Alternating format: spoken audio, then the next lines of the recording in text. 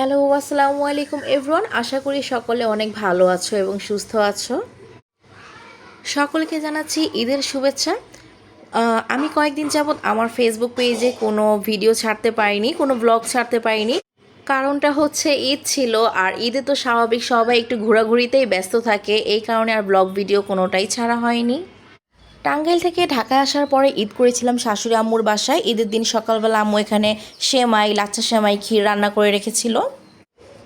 এরপরে দুপুরের খাবারের আয়োজনে ছিল চিকেন রোস্ট, আর ছিল 5 রকমের ভর্তা, সাথে ছিল খিচুড়ি, বেগুন ভাজা, পটল ভাজা, রুই মাছ ভাজা, আর সাথে ছিল ডিমের কোরমা। আর ওই 2টা ডিশ খালি ছিল, এটাও একটু পরে খাবার দিবে, কারণ আমি একটু তাড়াতাড়ি করে ভিডিওটা করছিলাম, কারণ গেস্ট ছিল, তারাও খেতে বসে পড়বে, এই জন্য আমি একটু তাড়াতাড়ি টেবিলের ভিডিও ক্লিপটা নিয়েছিলাম। এই জন্য সব খাবারের ভিডিও ক্লিপ নেওয়া হয়নি। খাওয়া দাওয়া শেষ করে এরপরে বিকালবেলা গিয়েছিলাম বাহিরে, বাচ্চাদের নিয়ে একটু ঘুরে এসেছিলাম।